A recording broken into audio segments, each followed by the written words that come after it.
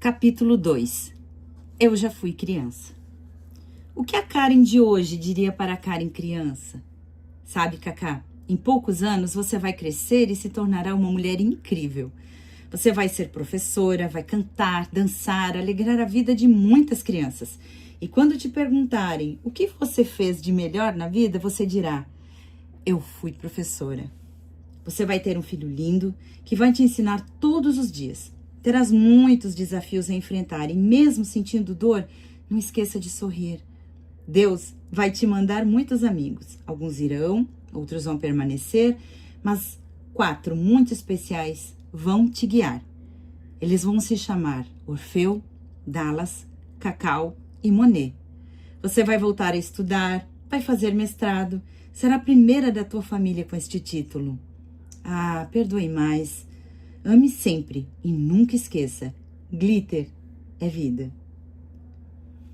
Em 21 de outubro de 1979, às 5h30 da manhã, no Hospital e Maternidade Santa Terezinha de Joaçaba, eu nasci, libriana, com ascendente Libra e lua em Escorpião. Gosto de mapa astral e de pensar que a conjunção dos astros no dia e hora do meu nascimento confluíram para meu destino. Sou a penúltima filha de 7 irmãos. Minha família é recomposta, que segue aquela máxima: os seus, os meus e os nossos. Quando um dos membros do casal ou os dois já possuem filhos de vínculos anteriores, mais os filhos da atual relação. Minha mãe falava pouco de sua família, e a única lembrança que tive da minha avó materna foi uma visita que fizemos a ela no ano de 1984, na cidade de Porto Alegre. Ela estava muito doente. Dessa viagem, as memórias visuais são inúmeras. Todas as lembranças da minha avó materna, dos meus primos e primas e de todas as sensações acerca dos momentos em que eu vivenciara com pessoas que me contaram que faziam parte da minha família, mas que até então eu não tinha tido nenhum contato, foram grandiosas. Pessoas estranhas que eram parte da mesma família e que por algum motivo, que eu não tinha entendido ainda, não tiveram a oportunidade de estarem próximos. O encontro com a minha avó foi bastante significativo. Ela estava bem fraquinha, não conseguia andar, estava sentada em sua cama, recostada em vários travesseiros. Ela sinalizou para eu ir perto dela. Passou as mãos em meus cabelos, falou baixinho no meu ouvido que eu era linda. Suas mãos tremiam. Pegou um pequeno galho de arruda que estava na mesinha de cabeceira, molhou num copo d'água e falava palavras baixinho, igual a vizinha lá perto de casa que minha mãe me levava para me benzer de vez em quando. Em seguida, colocaram minha avó numa cadeira lá no quintal. Então vieram mais tias e primos, e tinha um montão deles, meninos e meninas da minha idade ou um pouco mais velhos. E logo estávamos todos brincando. Meu pai tirou foto desses momentos, e toda vez que a minha mãe via essa foto, ficava muito triste, com o olhar perdido. Alguns anos depois, minha avó desencarnou. E minha mãe ficou ainda mais triste do que já era, porque nós não pudemos ir à casa da avó Mariana de novo. Era longe e não tínhamos dinheiro. Então comecei a entender o significado de saudade. E falando um pouco mais sobre saudade, meus avós paternos fizeram a passagem anos antes do meu nascimento. O que sei sobre eles me foi contado por meu pai e mostrado nas poucas fotos que ficaram de lembrança. Minha mãe costurava a maioria de nossas roupas, customizava nossas camisetas, pintava com moldes vazados. Minha infância tem cheirinho de pão caseiro recém-tirado do forno, saindo fumacinha de tão quentinho. Tem gosto de café com leite e banho de piscina de plástico com um desenho de vários peixinhos e tesouros. Meu pai era o único provedor da casa. Perto da hora dele chegar, nós nos escondíamos e ele assoviava para que nós fizéssemos um barulho, encontrá-lo e abraçá-lo.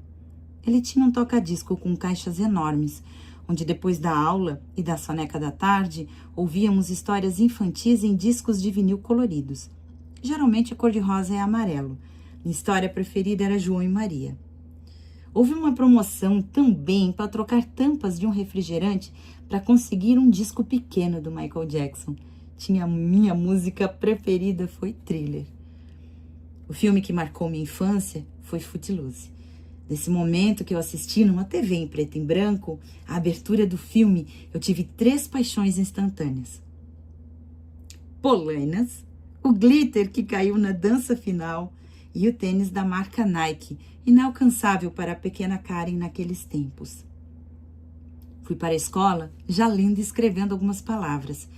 Criança bastante extrovertida, amava cantar e dançar. Eu jogava futebol, pulava elástico e toda a aula de educação física fazíamos competições. As lembranças da escola onde eu estudava foram muito boas. As professoras faziam uma atividade de leitura, onde deveríamos ler até errar no livro didático. Eu me sentava na primeira carteira, perto da porta, e como eu era muito boa em leitura, depois de um tempo, a professora pedia que eu auxiliasse os colegas a achar onde o texto iniciava. Aí passei a ser sua ajudante. Marcelo, o barquinho amarelo e a cocota, a galinha que punha ovos azuis, foi um livro que marcou a minha alfabetização. Não tive a oportunidade de estudar com crianças com deficiência na minha turma, até praticamente o ensino médio. E poucas vezes em minha infância vi uma criança com deficiência ou pude brincar com ela. Não lembro de sequer ter tido notícias de que alguma criança morasse no meu bairro. Com certeza deveriam existir, mas naquela época as pessoas consideravam o assunto deficiência um tema sensível. Minha infância na escola teve momentos desafiadores. Passei a maioria do tempo do recreio sozinha, tirando o tempo da educação física, onde eu podia brincar com as demais crianças. No recreio, estava sempre sozinha, sentada embaixo das árvores do pátio, onde tinham mesas e bancos de mármore e o desenho de um tabuleiro de damas. Nessa época, não havia uniforme na escola. A possibilidade de ter roupas novas era muito escasso para eu e meus irmãos. No meu caso, as roupas, em sua maioria, eram todas doadas e passavam do irmão mais velho para o mais novo. E quando chegavam em mim, já estavam bastante desgastadas, o que era motivo de chacota para outras crianças. O que hoje nós chamamos de bullying em minha infância era constante. Falar para a professora ou para a coordenação era quase impraticável, pois eram tantas demandas e naquela época eu não conseguia lidar com isso. A maneira de liberar esses sentimentos era em casa, quando eu me deitava na grama, abraçada com a minha cachorrinha e tirava longas sonecas. Eu ficava olhando as nuvens e imaginava várias formas. Adorava ver o pôr do sol e muitas vezes à noite faltava luz. E íamos todos para o pátio de casa e ficávamos ouvindo as histórias de quando meus pais eram crianças. Eu adorava olhar as estrelas, os vagalumes e brincávamos de fazer sombras com as mãos na chama da vela. Brincávamos, eu e meus irmãos, de show de calouros, tal como na televisão, sabe? Alguns eram os convidados, outros os jurados, imitávamos o Pablo, lembra? Aquele moço que tinha o rosto pintado e a gente tinha que descobrir qual era a música. Músicas da novela Chispita, Sidney Magal e da Xuxa eram nossas preferidas para esse show. No Natal de 1989, um dos mais marcantes para mim foi quando meu pai comprou um disco dos maiores sucessos do ABBA. E com certeza esse foi o meu disco preferido. Dancing Queen é a minha música preferida até hoje. Encontrei na música e na leitura, principalmente na coleção Vagalume, o meu preferido era o Rapto do Garoto Dobrado.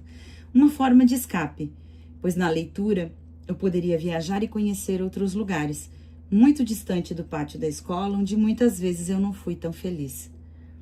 O sonho da pequena Karen era ser professora, tal qual sua primeira professora que a alfabetizou.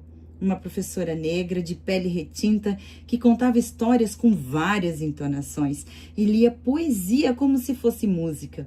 Essa professora tinha orgulho da sua pele, da sua história e da sua ancestralidade e ensinou sobre valorização, autoestima, liberdade de querer sem o que quiser. Tenho uma pergunta para te fazer. Quantas crianças com deficiência você já encontrou por aí? Ou enquanto você estudava, quantas crianças com deficiência estão nas salas de seus filhos, sobrinhos? Você já encontrou alguma? Como vocês as tratariam? Olha, crianças sem deficiência tratam crianças com deficiência naturalmente.